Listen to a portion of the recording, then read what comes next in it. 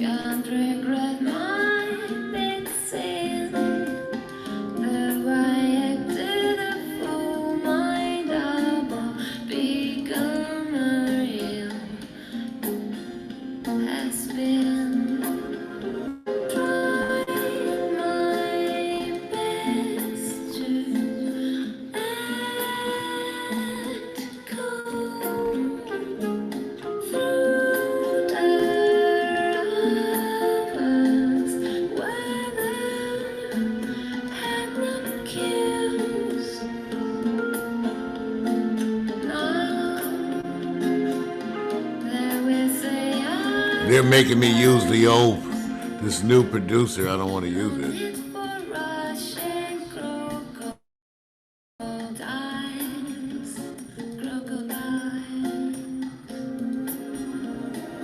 be there. Strikes out the body heat. And I would say funny how you become what you seem too much of. So I might have been trying my best to act cool through the hours, weather had no cues. When I fall in love, I get dizzy. When I fall in love, I get dizzy.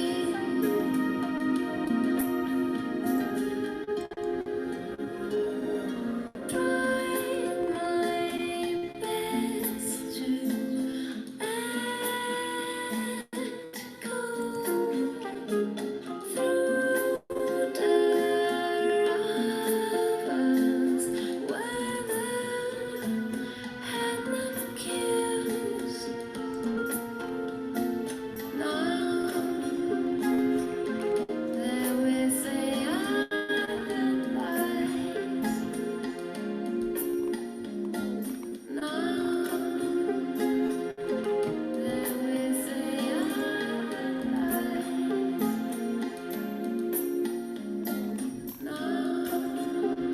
Strikes out the body heat.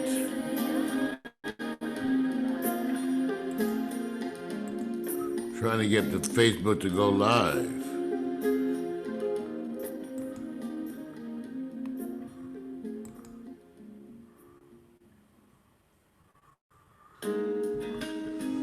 Waiting for live video, y'all, from Facebook.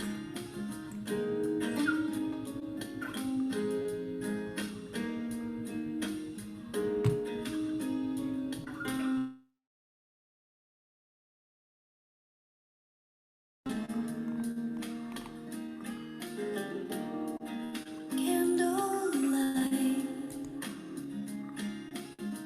in the city on a hill with a bottle of wine.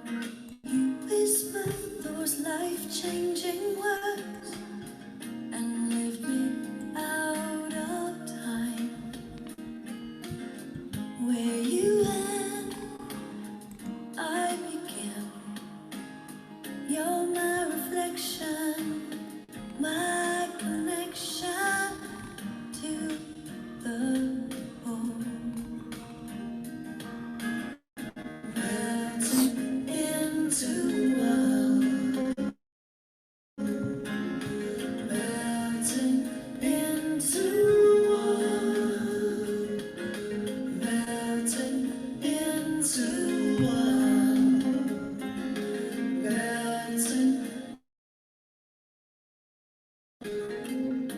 A perfect circle round my finger,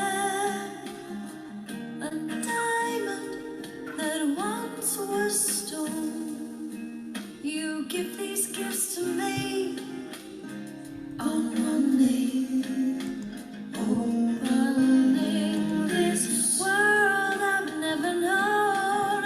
Where you end, I begin.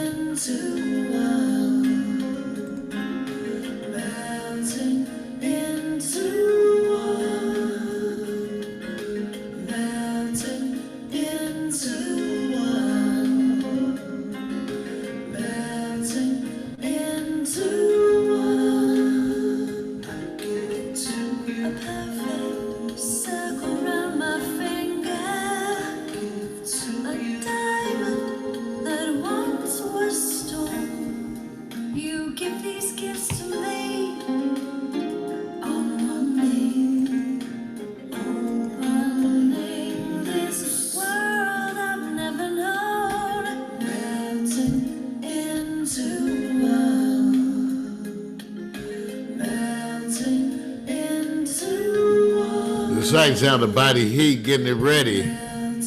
Getting it ready, y'all.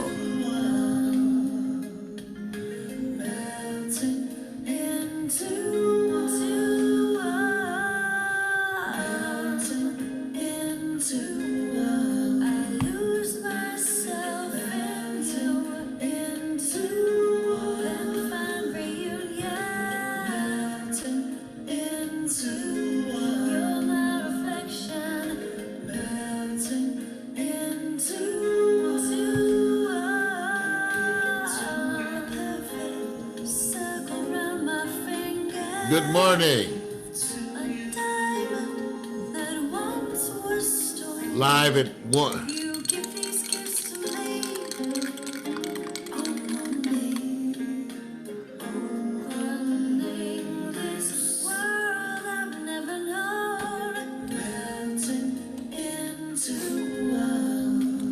Good morning, everyone. Happy Saturday.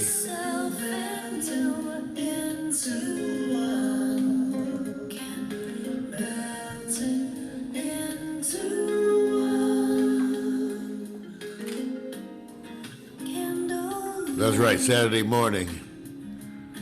Coming to you live. I'm in the robe. Sitting down in the living room.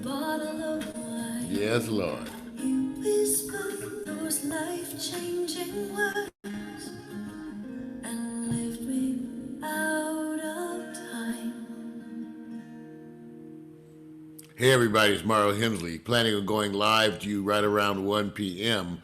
Asking on steroids to get this up, but it looks like right now, and I'm saying this in a way that is hopeful, but it looks like we are streaming to Twitch, Pax Stereo, Periscope Mario Hensley, Twitch Mario Hensley, Periscope Pax Stereo, Roku, YouTube for Mario, YouTube for Pax Stereo, YouTube for Pax Stereo TV events.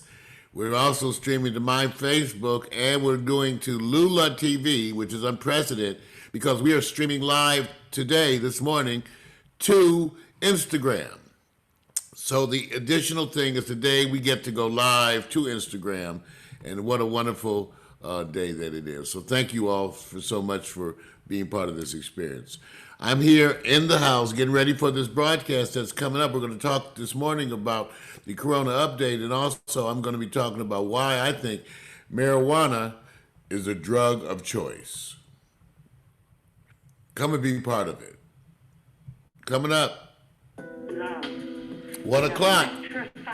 Get your head together. Between two people with a feeling, deep, charismatic, compelling, creating a union that is telling, shining a light, shedding a glow, feeling your soul. From love arises a booming energy, sending the world. Hello, Catherine. There is more to show. As the love grows, it kicks into full throttle. The fused unit produces a message that becomes a more powerful whole, even more powerful than the love in full. We go here. Good morning, y'all. We go there. Got Pennsylvania in the house.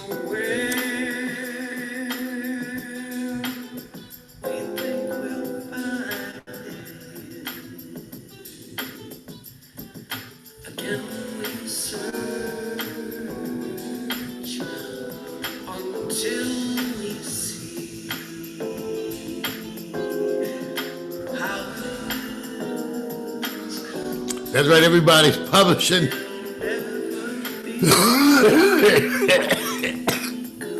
Not Corona.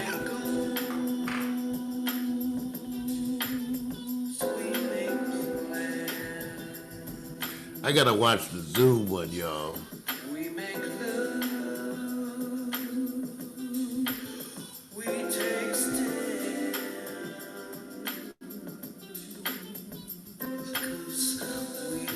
Exactly, Brenda.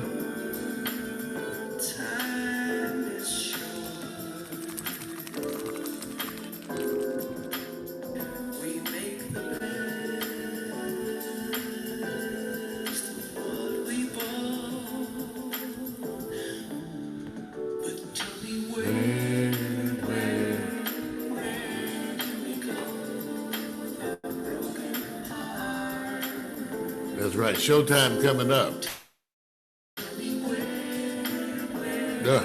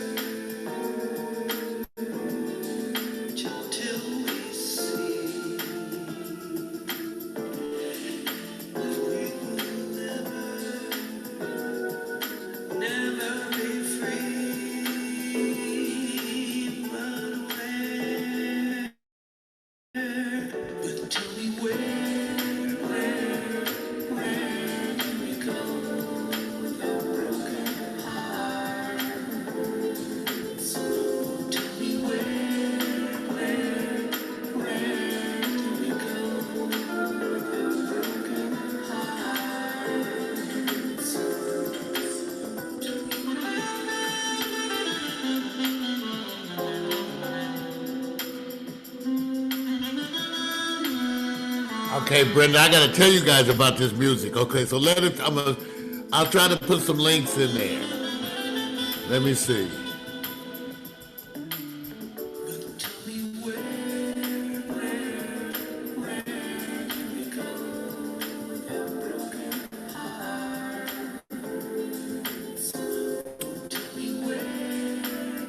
I'm gonna try to put in some of them.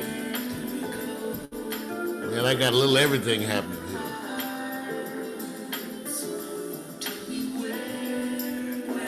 Got Brenda Alexander. She wants to know about the music. I'm coming, y'all. That's why I'm getting settled in. Morning.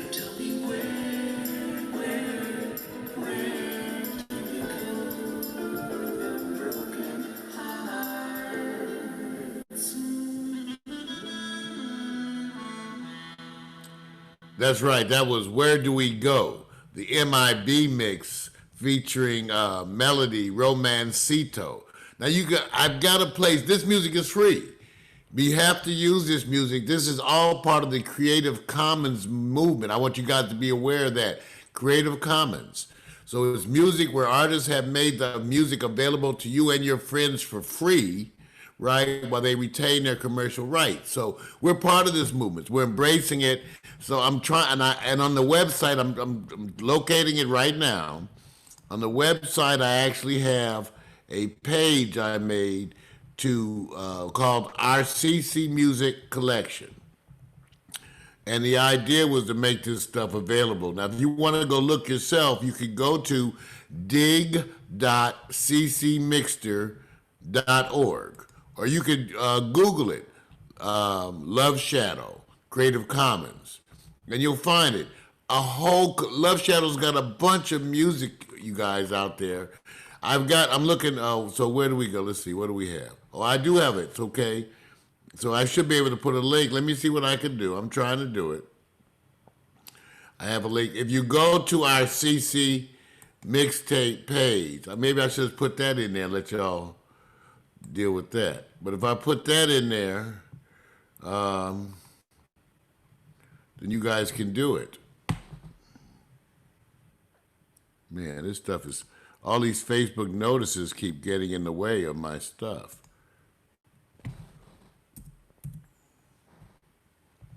All right, so I just put in a link to our CC Music Collection. That's where you can get that track. It's up there. Where Do You Go? The MIB mix. As we continue. Now, it's 1 o'clock, and it's just about that time to get everything going. I want to thank everybody for tuning in to my Zoom meeting. It's a day that's unique and different to me. And I'm up this morning watching the news, as you are, most of it coming from New York, a lot from other places, but we're watching things happen.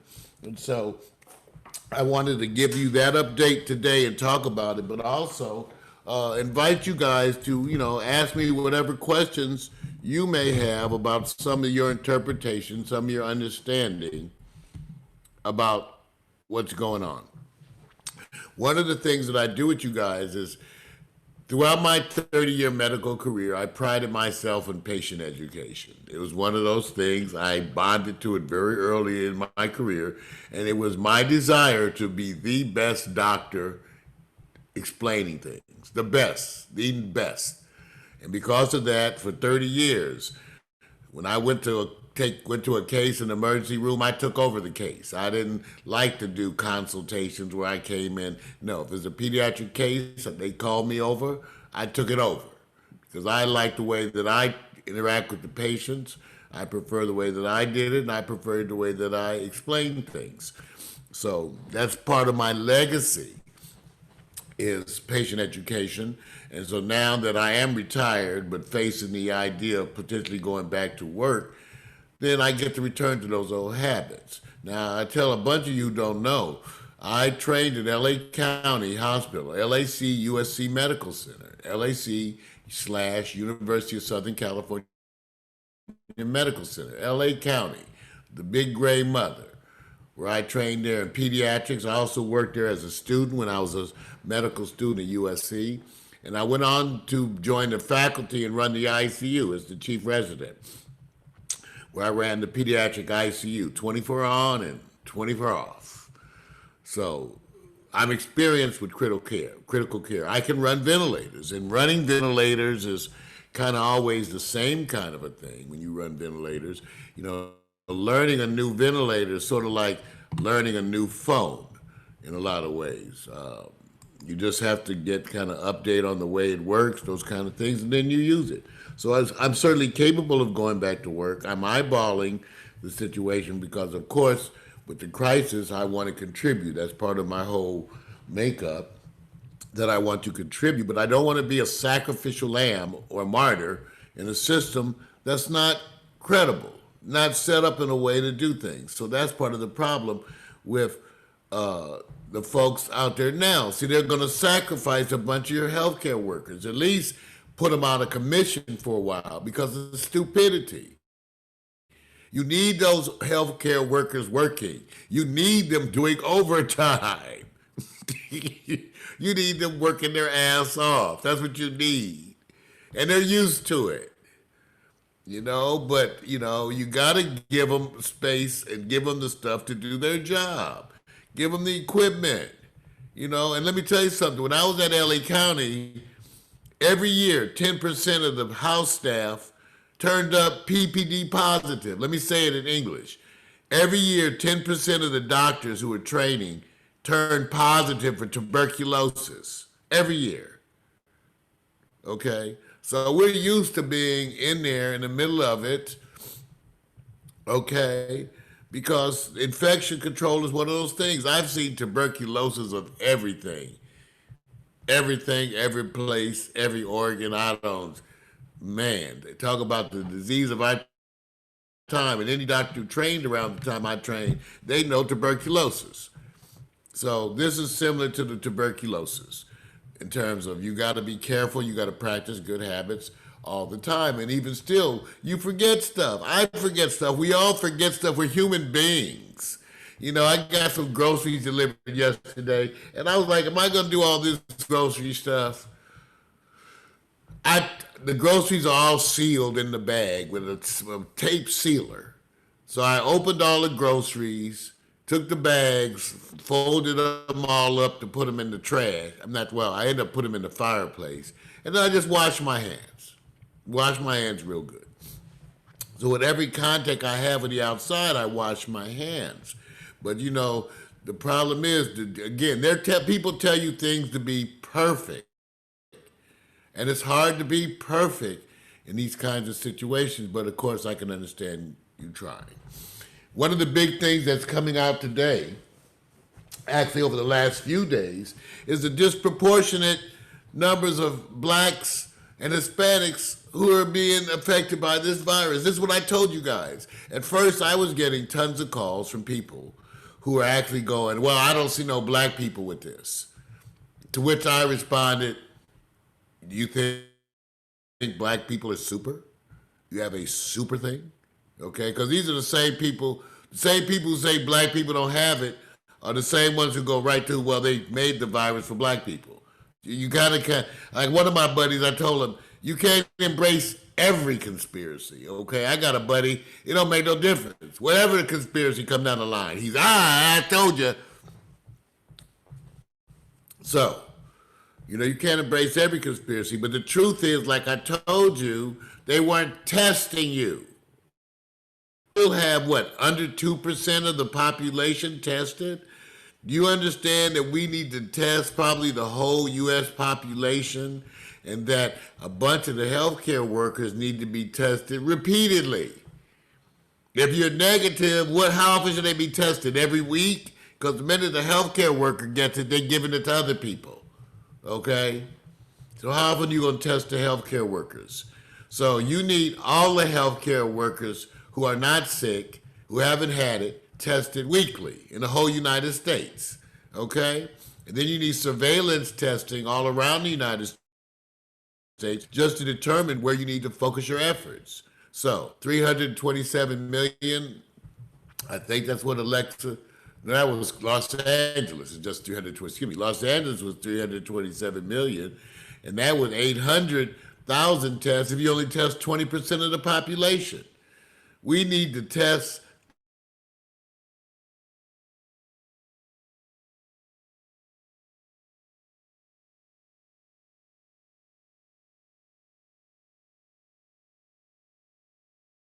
going to be part of the next outbreak. Assume this. Once things get better, then you have a bunch of people out there who have not had it. If there is no vaccine, then once everything gets better, those people are sitting there waiting to get sick. They are sitting there, they are set up. The only thing with all of this assumes that at some point in time we're going to have a vaccine, of which is not going to be 100% effective. Flu vaccines range from 40 to 60% effective, usually. Now, believe me, there may be some more information I'm learning too. I Google and I go to some of the same sources that you do. CDC, World Health Organization, all of them. But all of these vaccines always have published efficacy rates, and they're never 100%. Never have they been that, okay? And they also wane with time. So any vaccine you get will not give you usually lifetime immunity, okay? There's a length of time that these things last. The information they're giving you right now about corona has to do with their experience with other viruses. We don't know for sure how long your immunity will last, both your natural immunity for those who contract the virus, or we don't know what any of the immunity will be once you have a vaccine. So we don't know. Typically, immunity for these things lasts around a year or so. We feel like you get the flu shot, it helps you for that year, roughly. Maybe a little bit more, maybe a little bit less. But the issue is that this is the way, and you guys have got to get used to taking information in the form in which it's being distributed. And let me not talk about Trump. I'm talking about from the real medical people. Things are never a certainty. With under 2% of the entire United States being tested, I can't speak with any facts. I don't know how long people are immune after they have it. They don't know. That's one of the questions. After you have the disease, how long are you immune? So everything we're using is based on experience, what they have from before. Okay? So that's what I'm saying. So everything is based on past experience. Okay? Now, here's the other part I guess we should talk a little bit about. Because of my experience in pediatric intensive care, I've taken care of horrible viral disease that has killed children. Everything from herpes encephalitis. When you get the unusual response to chicken pox and it goes to your brain, I took care of that, okay? I took care of the kids who developed adult respiratory type syndromes because their lungs just totally whited out. So, I have experience. So let me just tell you, the treatment for this is supportive. And let me say what that means. That means we don't have a real treatment to attack the virus. So we support you until your body heals. Do you understand what that means? In other words, we can't directly attack what's getting to you, but we can support you while your body heals. And what I mean by support you, if you can't breathe, we breathe for you. If you need oxygen, we give you oxygen. If you can't drink, we give you an IV. The reason why antibiotics are discussed is because the number one complication of almost every viral infection of the chest is to get a bacterial infection on top of that. In other words, you get a flu or something, then you get a bacterial pneumonia on top of that virus. So the most common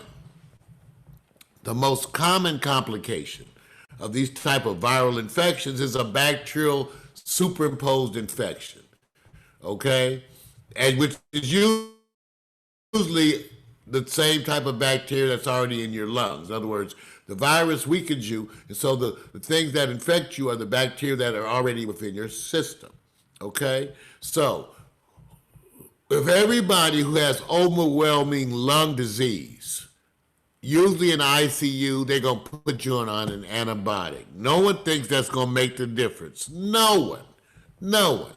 It's just that when you have terrible lung disease, and I'm looking at the x-ray, which is whited out, you can't tell if there's infection there, no way, because it's all full of fluid, okay? And half the time they have fever. So they have fever, the chest x-ray looks bad from the virus, you can't tell what's virus or whatever. And so those are the cases in which we give you antibiotics. No one believes that that is the thing that's going to save you. No one, okay? Let's be clear. So whenever I had a kid who had terrible lung disease on a ventilator, yes, very often they had an antibiotic. Most times they did. That was because we were afraid of superimposed infection. You can't prove it by looking at the x-ray, which is totally abnormal anyway. And so because of that, we put them all on antibiotics. Did we think for a second that that was the determining factor? No. Most of that lung disease is the virus. There may be some superimposed bacterial infection, but most of it. So, everything about this is about the vaccine, okay? Let's be clear. With diseases like this, viral pandemics, treatment almost never is what's going to happen. What's happening is you need the vaccine. That's going to take, I don't know no vaccines they do in a year. Tell me. I'm waiting to be alerted to this, because I've never seen them make a vaccine that fast. Never. My whole 30 plus years of practicing medicine. The other thing I'll remind you, once they make the vaccine, it needs to be tested. They don't have 100% efficacy. Google it yourself. Google it yourself. A bunch of them do not have, so 40 to 60%, I don't know, and all that's important, I don't know, but let's see, maybe they'll do better. We think that it takes the disease and makes it easier for you to tolerate by having these things. Sometimes we even give the vaccine later. Now let me talk about this antibody thing, because it turns out I was kind of happy. I actually had one of those moments where I kind of remembered things from medical school. And I was, as we get old, y'all know how we get. So I was like, oh, good Lord, I got it right. The whole thing with the antibodies and the testing has to do with the timetable of your body's antibody response. In other words, when your body gets exposed to an infection, it develops a response, but it takes a while to do that. The first response is IgM. It's considered like the immediate rapid antibody response. Okay, and that can take, as far as I had learned, like a few days, 2 to 3 days, and it's somewhere around that. Now, after you get an IgM response, you also are getting some other responses. IgA, which is an antibody that tends to be in your mouth and other places. But the big ones they talk about are IgM, which is the early phase reactant. It's the first antibody that is produced, but it's not as specific. It's not as specific. Your body can produce IgM antibodies, and they may not work that well. Okay? Now, the IgG antibodies, which usually occur about 3 weeks out, those are more specific. That is what tends to make you well. 2 to 3 weeks, you get an IgG response. It tends to cause the virus to get under control, and you get better. That's more the typical pattern. So that's why you're sick a couple weeks, sometimes more. That's that. So by testing for the presence of those antibodies is how you determine people's exposure.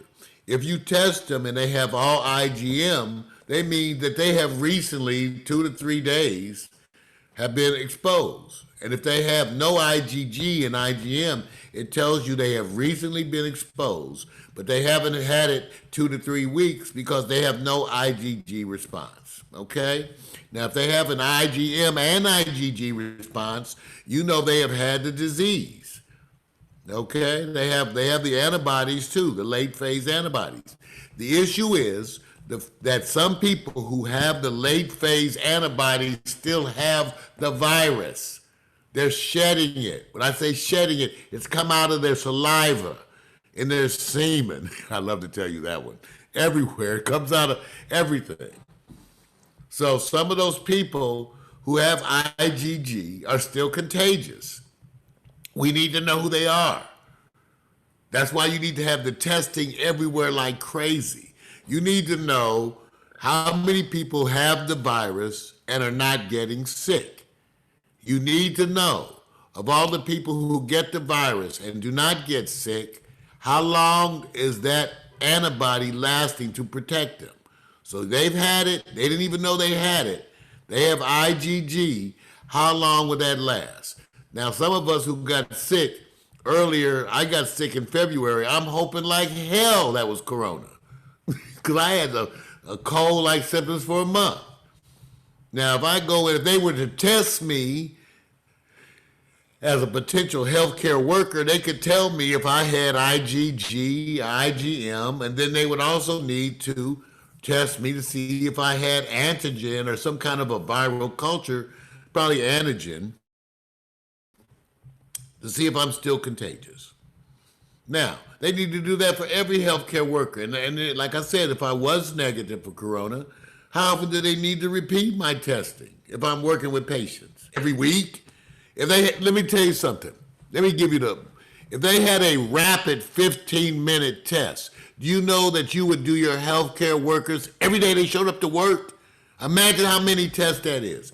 If you had a rapid corona test, you would test every healthcare worker, every person in the hospital, from housekeeping to dietary. If you had a rapid 15-minute test, you would want to test every healthcare worker at every hospital, damn near every day. You can make the argument. Because we need to make sure the people working in the hospitals are not carrying it or spreading it. So you need a literally ton of testing. That's what they're getting. They're talking to you about 1 million tests. They need to produce 5 million tests a day. They still won't be catching up. We need to test everyone in the hospital around the corona people, and you may need to test them repeatedly. You decide what you think. Every week good enough for you? They go in there 7 days a week working with corona people. You happy if we test them once a week? I don't know. Don't make me smile. You might need to test them more often. Okay? And they need to test out there in the community to determine where things are occurring. It's when you do that testing that we can allocate events. The other stuff they're not doing, you guys, which is obviously stupid, you need to have a national hit squad where you move these professionals around the whole United States. Let me tell you something. The doctors that have already had corona and got over it, they're posting that they feel like Superman. They walk to the hospital, come on, corona. You feel shit. You know, once you get it, you super. If you over it, we need to know if you've had it and you're over it, because then you can go to work. In fact, they got overtime for you.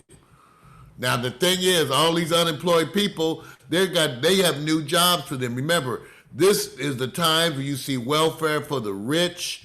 They are looking out that the monies that they put out should have been reversed. They should have given the workers the majority of it and a little bit to the businesses, and just the small businesses. The big businesses shouldn't get any help. I'll say that again. Airlines, automobile, they should get no help. They got billions they're sitting on. They should use their savings. Okay? Who they should be helping is the little businesses who don't have no savings. They should be helping them, and they should give the money directly to you. In other countries, they're giving money directly to the people. All you're going to do is take the money and go spend it at businesses. The business is going to get money. If they give you money, what are you going to do? Pay your rent, buy some groceries. Okay? So when they give you that money, they're going to be putting money into the system, but they don't want to do that. They talk about us leftist people capitalizing on coronavirus, when it's really all these right-wing Republicans who are capitalizing. And let me tell you something. This is an area in which I am not happy with the Democrats. So this is an area where this is exactly why I'm not a Republican or a Democrat. Okay, why I'm an indie. Because both of them fucked you on the money. Okay, it's just a matter of degree. I know the Democrats are going to say, well, we made sure that they got some more crumbs. That's the way it usually works. The Republicans don't give you shit, and the Democrats give you crumbs. And you get happy for that. That's the way it's been working. That's why I'm not a part of either one of those parties.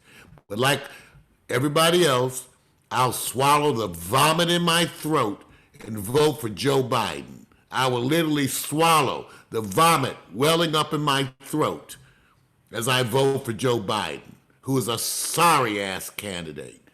So once again, if we lose, remember, you Democrats, just like with Hillary, once again, you brought us a sorry-ass candidate and then asked us to vote for them. So I'm sorry, I had to vent on that. But don't worry, we will. To get rid of Trump, we'll vote for your sorry-ass, weak-ass Democratic candidate who's the same old shit and won't do nothing. Okay? Because that's what he is. He's the same old shit who won't do nothing. So, whatever. I'm so sick of this. See, I trained at L.A. County Hospital, you guys. I know how they treat immigrants and poor people. They treat you like shit. They let you die. Know that people died. When I was in training, they died all the time. All the time. From lack of care, lack of resources. Martin Luther King Hospital here in Los Angeles, they died all the time. They had such a problem at Martin Luther King Hospital that the ambulances couldn't get the ambulances unloaded. They were pulling up to Martin Luther King with people sick and dying, and the residents were climbing onto the ambulances to start therapy because they had no room in the hospital. This was every day. This is how I trained. This is what they've been doing to you forever. Forever. And every black doctor should be outraged, because most of us know, but the white ones know too. If you know, they know. My friends know what happens at county. They know what's happened to the care. One nurse on a floor. Do you know that? On pediatrics, they had one RN on a floor of IVs.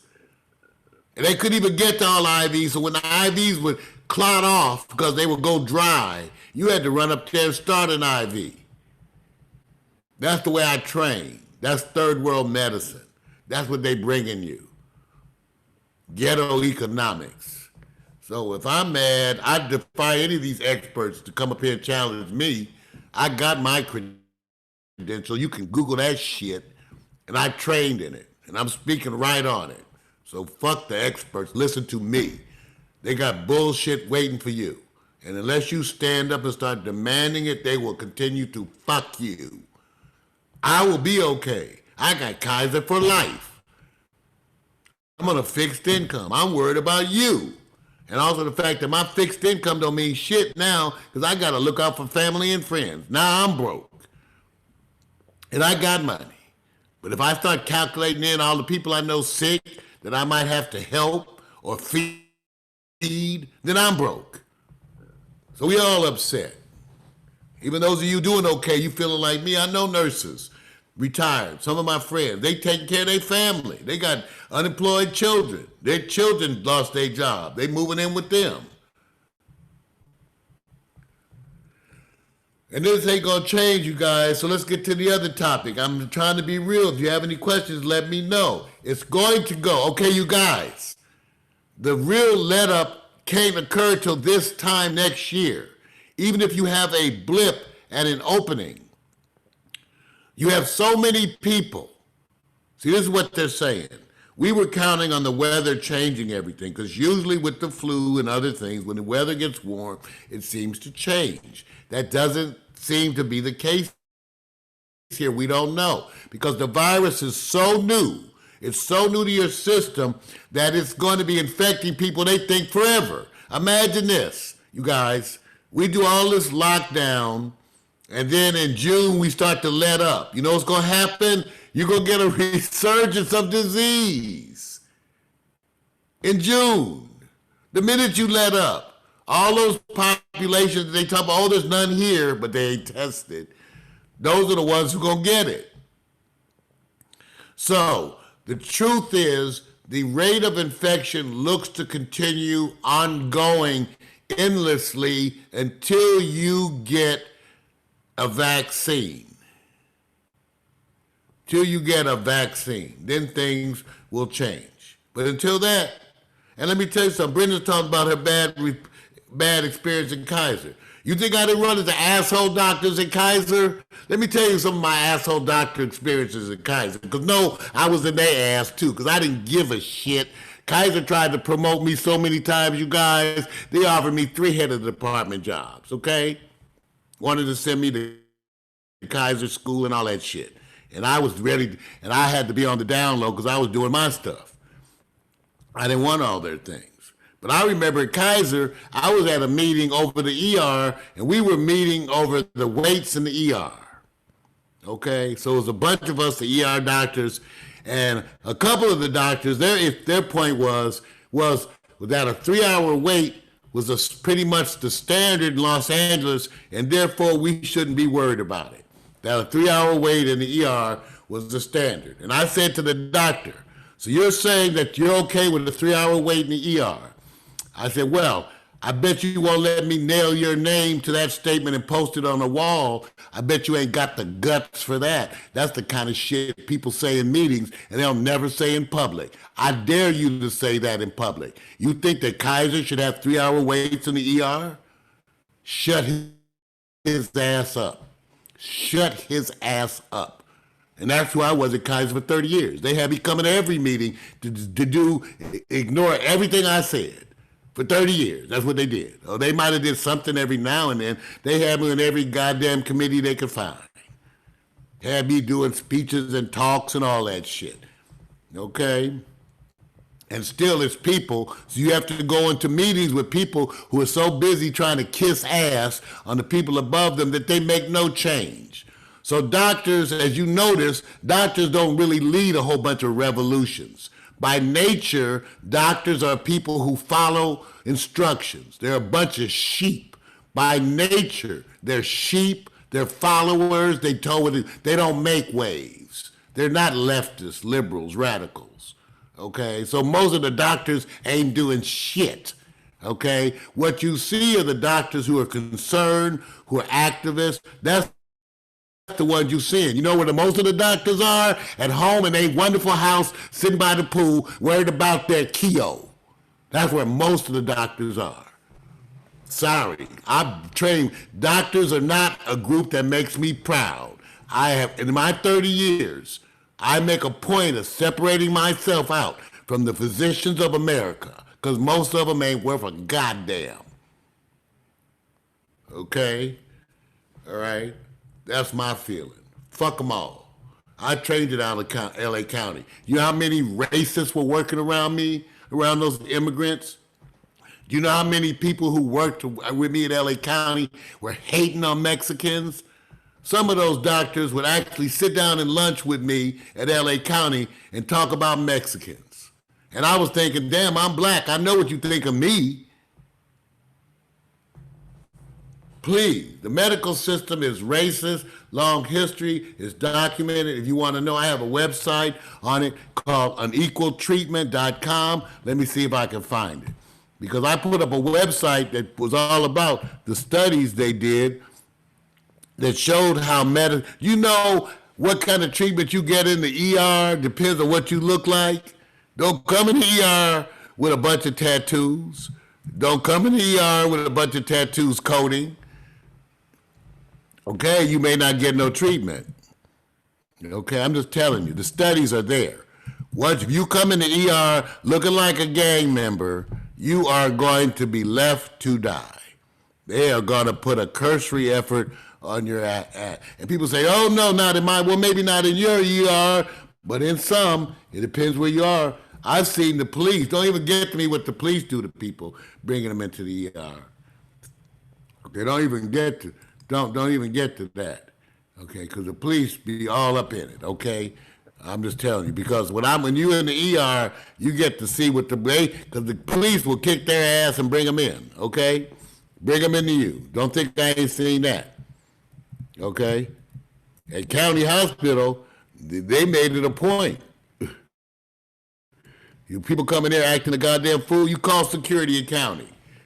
Call security in County Hospital. They will come and whip somebody's ass. I called security a couple of times, and boom, boom, boom, boom. You thought the damn SWAT team was coming in. So, your medical system is biased. You need to stay out for a year. Well, it's like this. No, I'll say it this way. You need to stay out until there is a vaccine and you have the vaccine and it's proven to work. How's that? You need to stay out until you have the vaccine and it's been proven to work. Who do you send back to work? The people you send back to work are the people who you've tested, are recovered, and are no longer contagious. They go back to work. Then the other people that you've tested who are negative and healthy, they can't go to work till they get a vaccine. Okay, Brenda's getting mad talking about cops in the ER. Brenda, I know. Brenda, me too. Brenda, I'm sorry, I lost my temper because this is how personal this is to us. I live this shit. And had me crying, okay? Because all this time I was praying to my God that I could be worthy. See, all that did, when they treated you like shit, even as a student, I just started trying to work harder, work longer, try hard to talk to you, practice my Spanish. Because they got to me, and I decided I was going to be part of the solution. So some of us are out there, the healthcare workers you're seeing, they're dedicated. You don't know how many people I know who are wonderful. More nurses and doctors, I hate to because I know tons of wonderful nurses and a few wonderful doctors. How's that? I know one thing, if I went to lunch, I didn't feel like having them all come sitting with me. How's that? And here they come. Can't even go to lunch. Here come the motherfuckers coming. They can't even get a table at the lunch. Mario. Oh, God. Because for me, I don't know what it's about me, but the most racist asshole people seem to love me. I don't know what it is about me. Maybe because they can sense my asshole side. But I get it. So, the point is, get ready for the long haul. Work on your finances. Work that out. Consider the future and that you may have to take on a different kind of job. Some of those service jobs will not come back for years. There is a new normal. And the new normal, I told you, so how long does it take to have real normal? You have to have real normal. You have to have global testing, certainly at least national testing. a vaccine being distributed nationally, not just being distributed, a vaccine that has been distributed, that is already out in the community. Then we need to see how that vaccine is working before you send people back to group. And I keep telling you, all those places that don't have vaccine, and again, they ain't testing, they're going to have a resurgence. That's what you're seeing in Wuhan. That's right, Warner. And sometimes it's worse. So you going to send your kids back to school? Shit. Okay? No, you ain't. I don't know how y'all going to figure this out. You got a year to 2 years to figure out how we are going to deal with this shit, how you going to deal with your kids. We have a year to 2 years. That's why Pax Stereo went on hiatus. Because I've got to figure out how to do everything differently. Everything differently. With a different focus. I got to do everything differently with a different focus because now is the time. That's why we're doing this stuff with Zoom. I'm trying to check to see. I'm going back because I have to keep both of them open to see if people. So remember, you can get in that broadcast if you want to come live and you want to talk. You can follow that link and you can come into the broadcast and you're able to talk and communicate with me. Okay? All right? So keep that in mind. Okay? But you're not going back to normal for some time. You, me, if you work, all the restaurant people, you screwed. You screwed. I had just found the most wonderful chicken place. Remember y'all posted that fried chicken? Oh, I was so used to eating out. Man, that shit is gone. Lucky I can cook. I'm back cooking. The other thing is don't let up in terms of getting yourself prepared. If you have some money, try to slowly stock up on things. Get things that will last, like beans and rice, canned goods. Right now, water is not the big deal because you have a tap that works. I don't know, unless we get an earthquake, you have tap water and heat, gas, but you might want to, stock up on all those things. I'm stocking up because I have to share. It's only me. I got no wife and no children, but I got a bunch of friends and people I love. So I'm stocking up, Oh, I got stuff coming. I got like 8 of those the detergents coming. I got I'm buying 4 to 8 of everything. But lucky I got some means. Well, if you ain't got the money to buy that. I spent like $400 on grocery stuff delivered. Who got that? Everybody ain't got that. To go out there and spend $120 on paper goods. Most people ain't got that. That's not right. And people have to deal. So like I said, I want them to give you a check every month. Forget $1,200 one time. They need to be giving you $3 to $4 or $5 grand every month. Indefinitely. That's Emel. That's my buddy. He's my, Emel, I'm on the air. I always tell Emel is my friend. He's my leftover friend because he always gets the leftovers when I cook. In fact, I call him and say, I got some leftovers for you. He's my buddy. I cooked some spaghetti, so he's supposed to come get. I cooked y'all saw that spaghetti I put on Facebook, that spaghetti casserole. So I got to give at least half of that to Emel. Take over there to his house. So he's doing a broadcast later today. What's happening, buddy? Hey, sir. I was calling to say, Ian, I just talked to Ian. He's at the hospital. His stepson was in a car accident. So it doesn't look like we'll be able to do anything today. Is his stepson okay? Yes. I'm getting details right now. We're having issues talking, so he's texting me right now with updates for what's happening. Well, if you need any help from me, you let me know. Of course. I just wanted, I just got off the phone.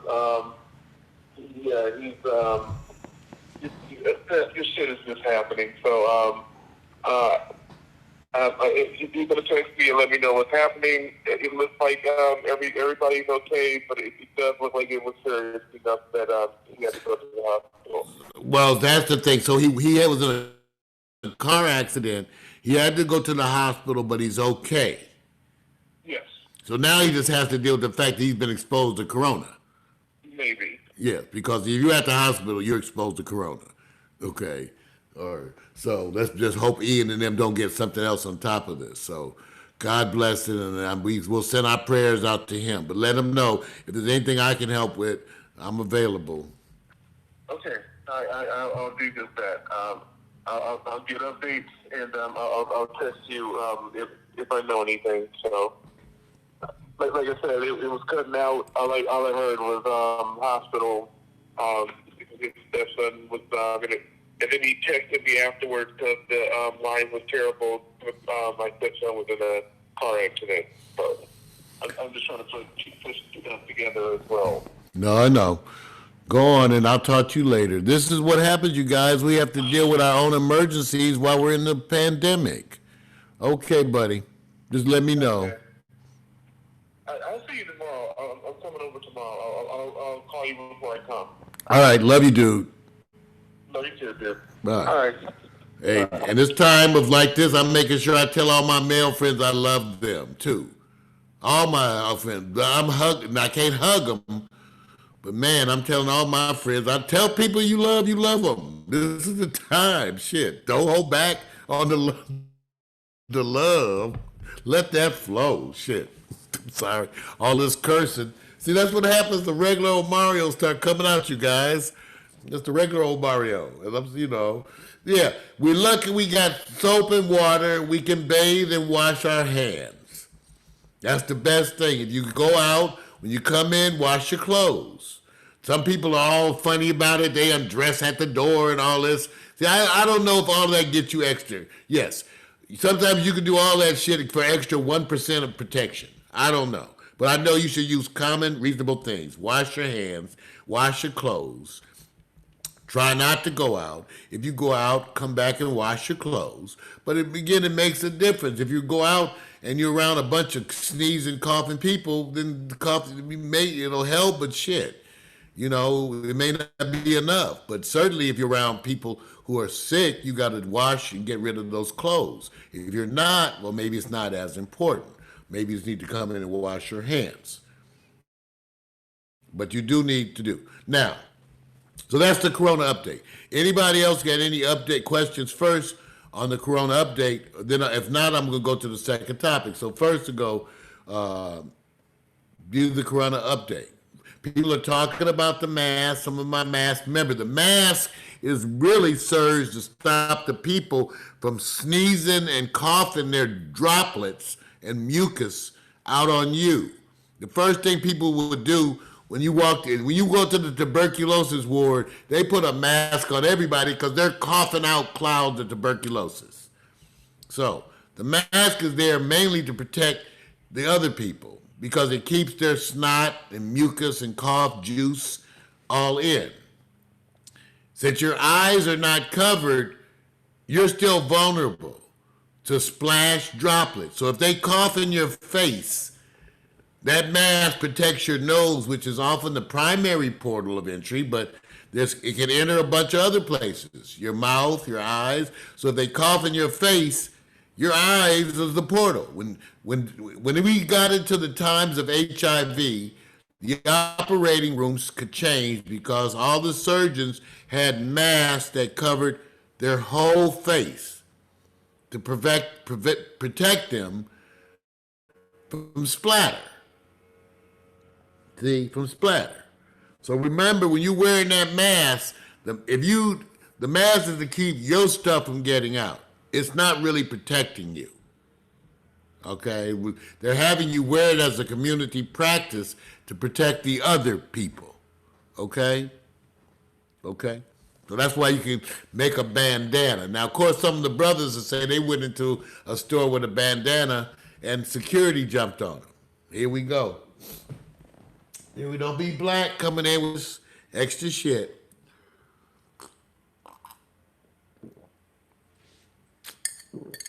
Ain't gonna work. Ain't gonna work. Now,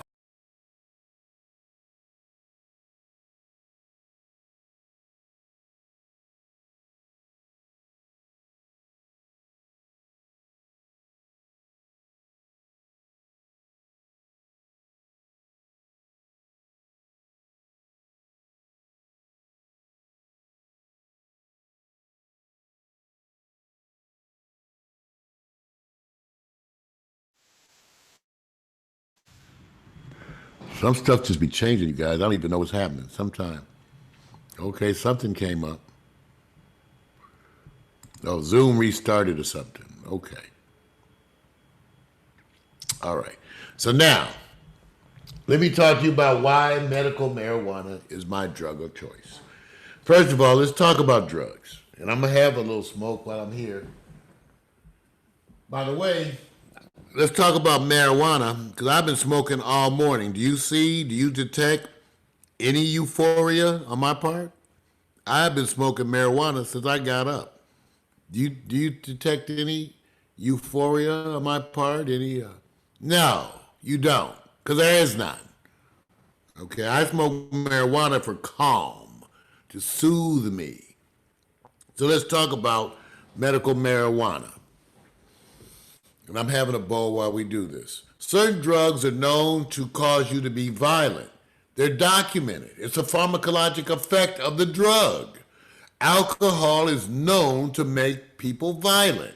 If you look it up, alcohol also is known to complicate almost every disease. And when you look at an emergency room statistics, for adults especially, most of the time, whatever they have is being complicated by their use of alcohol.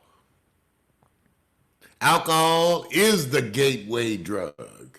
Because everybody's always worried about gateway drugs. Alcohol is the gateway drugs for our children because their parents introduced them to it. They learned to drink from their mom and dad. Okay? So alcohol actually is one of the worst drugs to use right now. You know, in New York and a bunch of other places, liquor stores were put on the essential list. Liquor stores. Now, there's a drug that's going to make you violent. Go home and start getting drunk every day because you can't deal with Corona. So you're going to go home and drink a 6-pack every day because of Corona. Okay?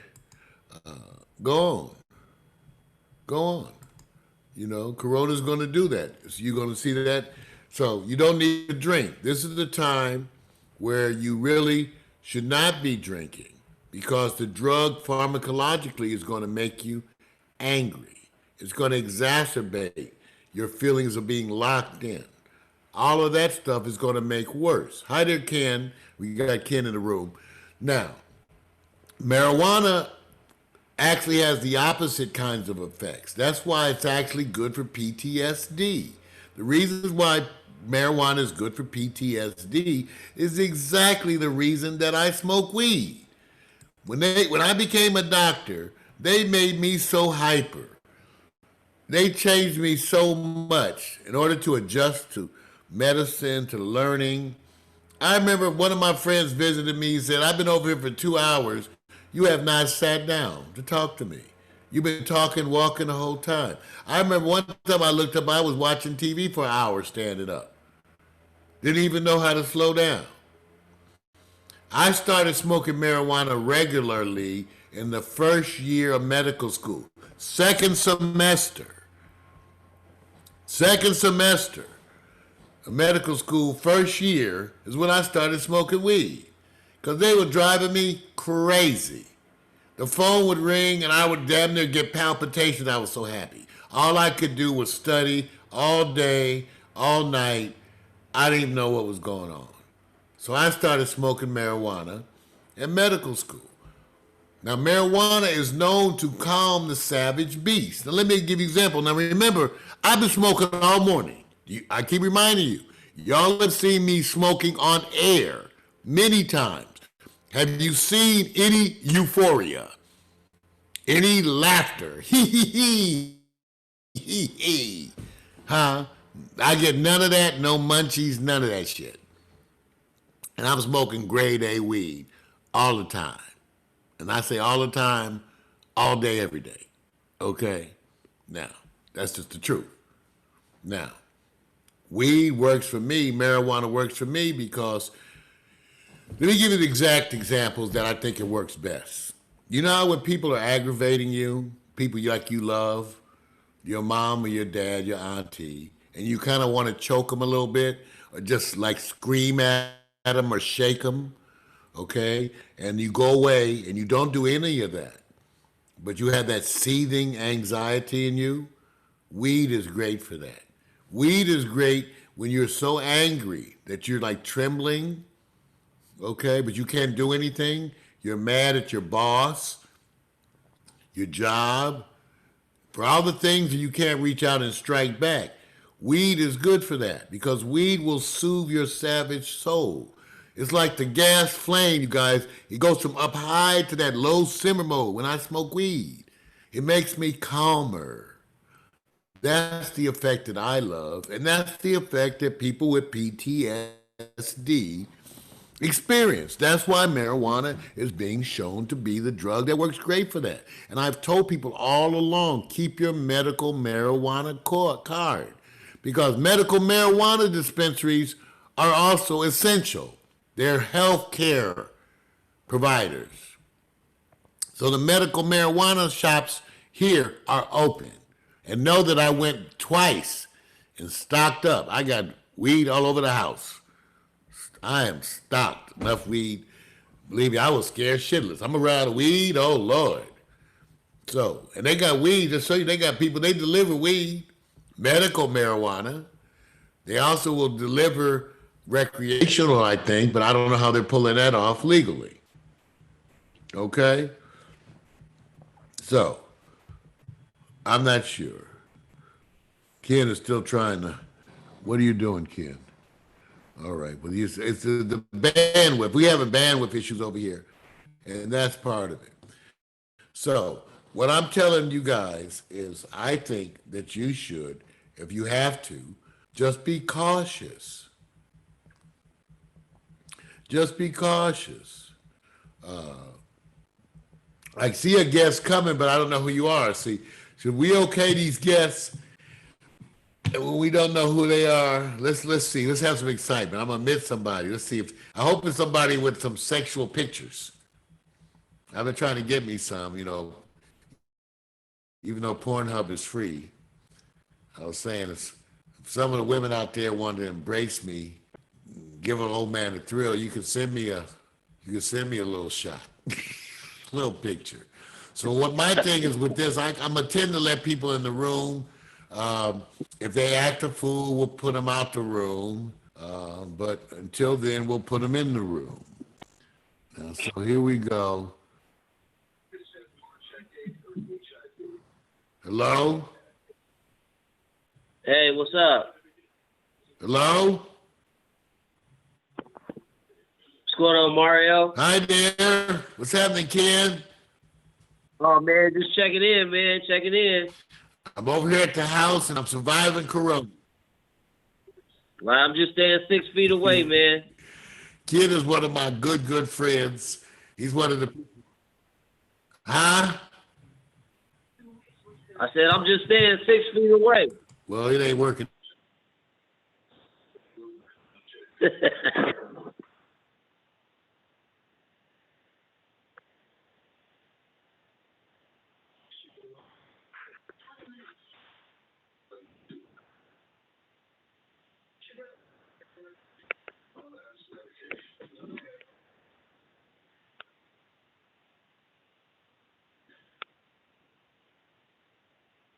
Guys. All right, we got some bandwidth issues, so keep that in mind. If you want to join the broadcast, you can join. You'll be able to comment. You'll be able to do those things. I'm able to manage our participants, so join there. We had just my buddy Ken Matthews he's the coach over at Dorsey High. There's a bunch of stuff with the kids. One of the reasons why I stay involved with the kids is Ken. So thank you, Ken. And he's here. He looks out for me. One of my friends who look out for me. So thank you, Ken. So anyway, okay, I'm gonna mute everybody, you guys. Oh wait, somebody else is trying to come in. All right, I'm gonna let people in because I don't. And if we get somebody who acts crazy, I don't care. We just have to we'll close them out. So don't wait. When somebody come in the room and shows their penis, we'll comment on the penis. Like, oh well, is that it? I've seen many a penis. Especially as physicians. So if someone wants to come in and act a fool, we'll tolerate it. We'll let them do it, and we'll cut them out. We won't freak out. They can't show us nothing that we ain't never heard or seen before, right? If someone was to call me nigger, I'd go like, oh, wow, you called me nigger. My heart's broken. I've never been called nigger before. Please. I've been called nigger by a cop pointing a shotgun 2 inches from my nose. Okay? So I know about that. So that don't bother me. So if they come in the room, do anything, we'll be okay. So I want you guys to know we're going to be doing more of these programmings. I'm not going to do it forever. Today's program was on 2 things. I'm always going to give you the Trump update, but then I'm going to talk about the other items I think important. My item for the day was be careful with the drinking. Be careful with the drinking. It is not a good drug. It is a drug that makes you violent and hostile. If you have to do something, consider smoking weed. Smoking weed will make you feel relaxed, calm. You'll be able to sit out in the yard, take a moment to chill. And the weed is so strong today, you'll need very little. If you haven't been smoking, you could buy the cheapest weed they got in the store. Get the lowest, because all of that is still 10 times more potent than what they had 20 years ago. So you could go into the store and get the weakest, cheapest weed, you will be fine. And then you'll be able to sit at home and you'll be able to tolerate your children, your wife or husband, your family members. You'll be able to tolerate them better because you won't be wanting to choke them out. Because the weed will help you. All right? So I'm Marl Hemsley. Now what I'm going to do is I'm going to play some music. I'm going to play a track right now because you need some music to make you feel happy. So let's play some music for a second. Here we go. It's supposed to play. I think it's playing. Come on, the whole thing. I'm telling you, see, that's the thing. Half the stuff is not working good today. No, I don't want to fix that now. No. Just play the song. It won't play. All right, we'll work on it. Try this song. They said the internet connection is bad. That's what's. So I'm going to mute you all. I'm going to mute you all.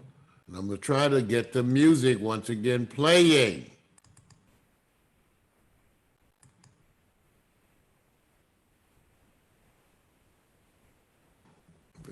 Somehow it's not playing. Let's see what it is. Okay, so I think that's just iTunes being a stupid bitch. Excuse me. See how it is, you guys? See how the corona got me acting? Y'all know I don't want to be cursing like that. The corona be bringing out my other side. Y'all know I got another side, right? No, I'm just saying, y'all know I got another side, right? All right, so the corona keep bringing out that side. And I don't know. I'm trying to play some music in the. Okay, so I guess my computer's just tripping. Yeah, my computer's just tripping. It acts like you don't want to do stuff for me. Because I'm trying to play something and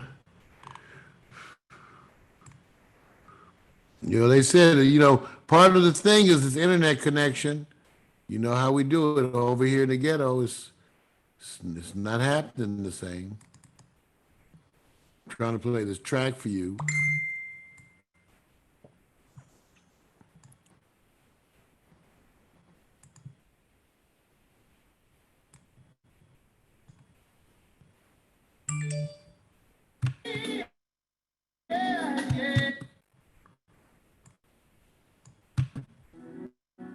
Here's some music finally.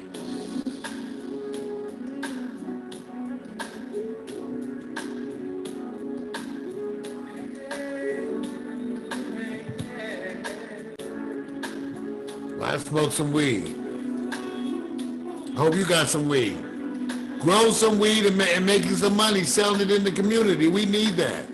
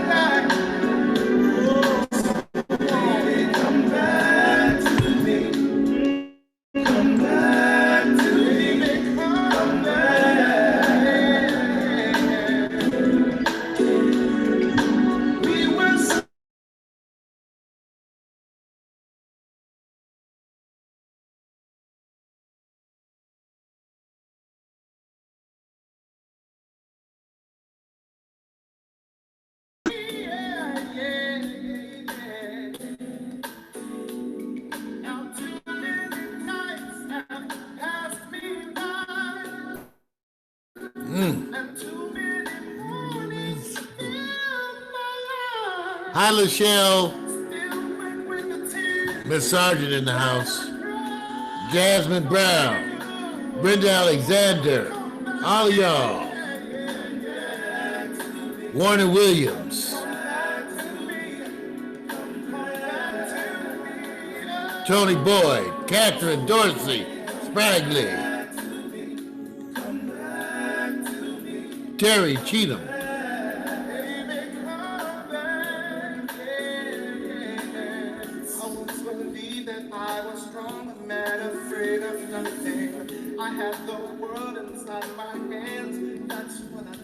Let's put on the background. But now I see that I was wrong. The truth is I have nothing if I don't have you.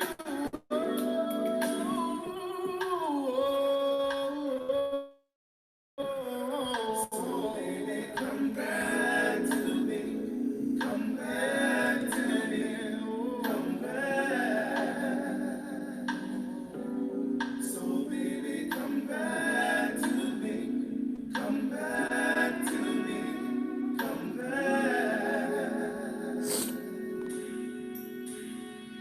Now too many nights have been morning to feel. How you like that? Still wet with the tears.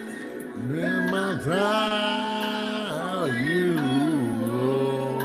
come back, beware. Come back.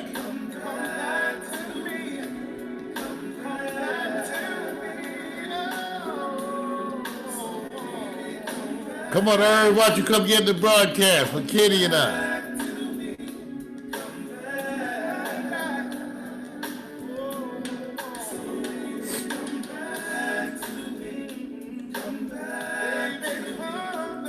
How you like that, kid? Now, I muted you guys, but you can unmute yourself. Oh, Ken don't have his audio hooked up. Okay.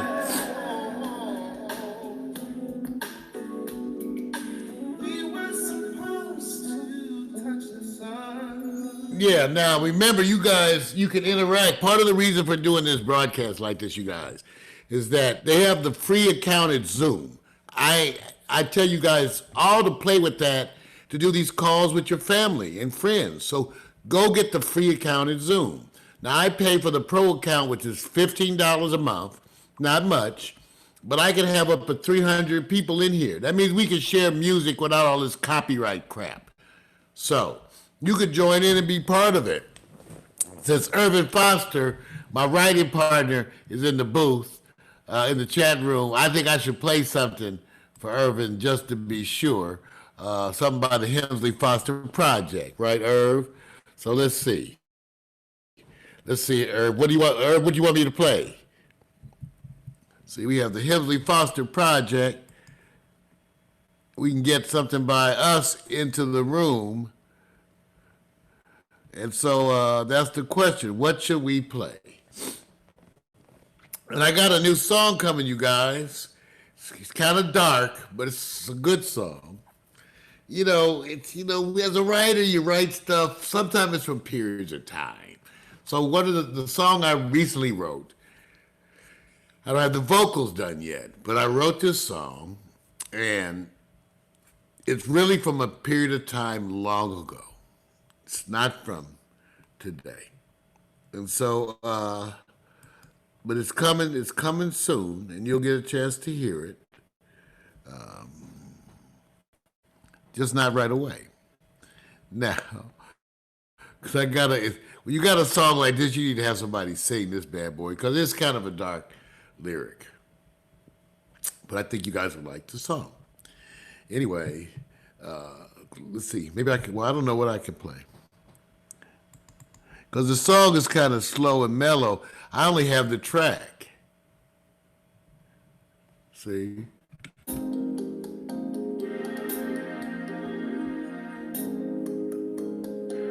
Here's the instrumental version to my new song.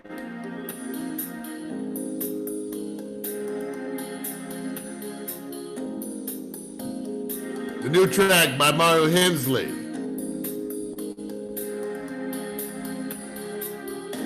It's a dark song. I'll tell you the title at the end.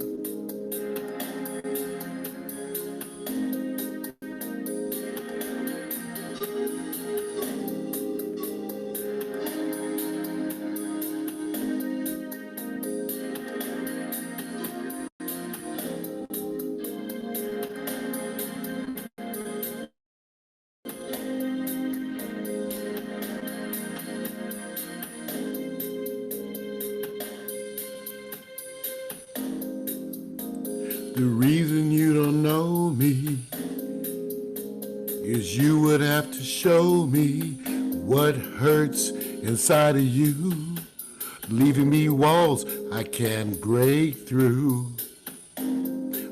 Only, why does it have to be me only? I want for you to feel, maybe then we both can heal. Your love is like a suicide, like a scar that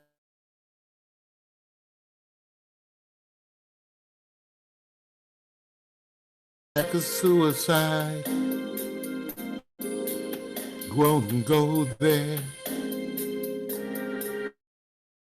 Things I won't share. And loving you,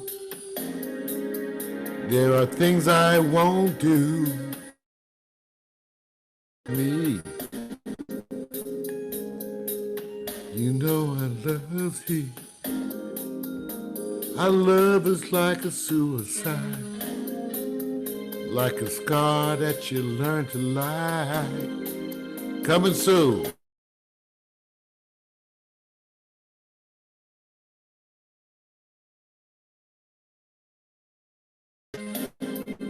It's called Love is Like a Suicide. I know, it's from a long time ago. So I got a happy song too. I just was finishing this one. So you're gonna hear the finished version coming up soon. If I get Paul Russo to play sax on it, Niels to play some guitar, maybe Tony Boyd to play some bass,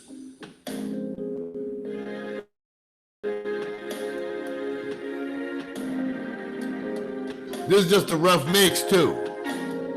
I had to get my mix stuff back up.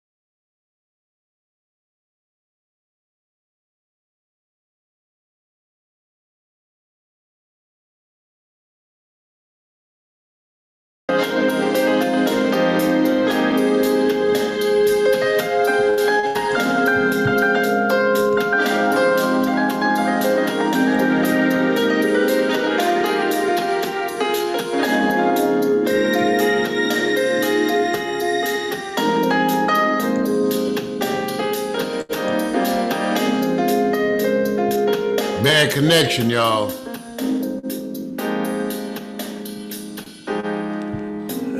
The name of the song is Love is Like Suicide. Yeah, there's a part. The chorus, I think. Your love is like a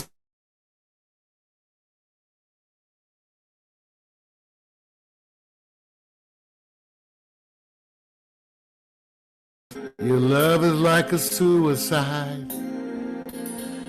Your love is like a suicide. Like a lie that you don't deny.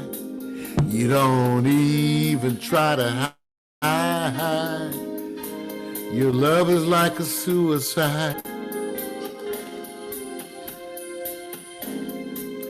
Like a scar that you learn to like. Your love is like suicide. Sad song. But anyway, I also got a remake of Smells Like Teen Spirit coming too. So this song, anyway, it's a very simple song. That's why I gotta add the lyrics before I guess you guys will be able to hear the stuff. But you know, it's that kind of a song. Written from a long time ago. Back when I had a different point of view, which it ain't the way today.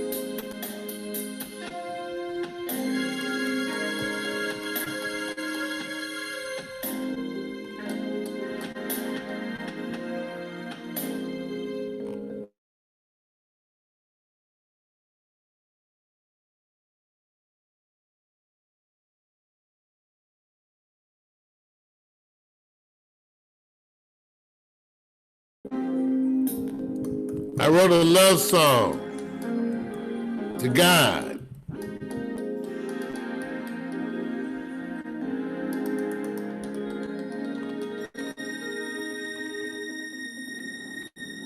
Yeah, and I did this song. It was a love song long time ago. Whenever I did the first album, I had a track. We did a track together. It's called Never Give Up. And the song is actually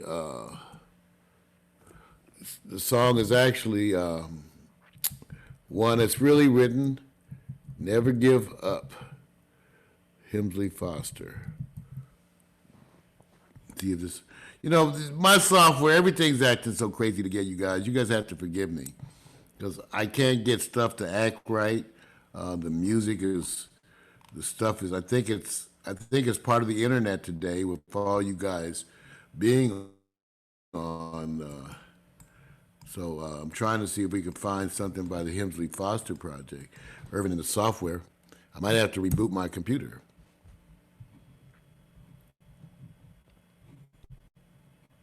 All right, it's just not responding. So I'm trying to play one more track. Let's see if this will. Never Give Up. Let's see. Never Give Up. Never.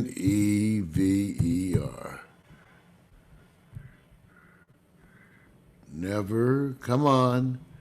Come on, you could do it. Neil, you could do it. Never give up. Come on, computer. You can do it. Here it goes. Never Give Up by the Hemsley Foster Project.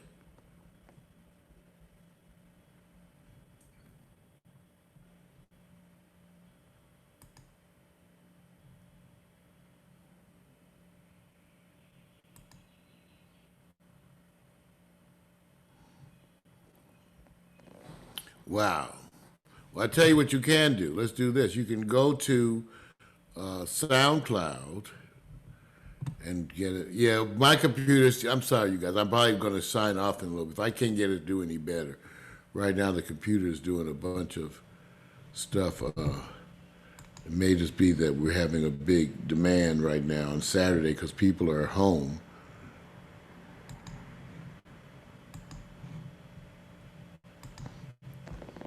Let's see, we so far, we're trying to see if we can get stuff to go.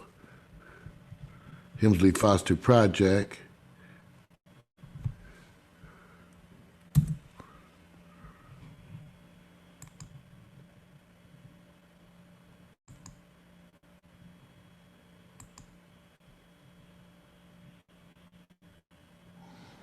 So here we go. Well, anyway, that kind of a day. We're attempting to play some music for you. Look like it's not working. I think I might just have to shut down and join you all later. I want to thank you for being there today. We'll be back. The internet is acting crazy. Hope to see you soon. I hope you enjoyed the music. It's been Marl Hemsley.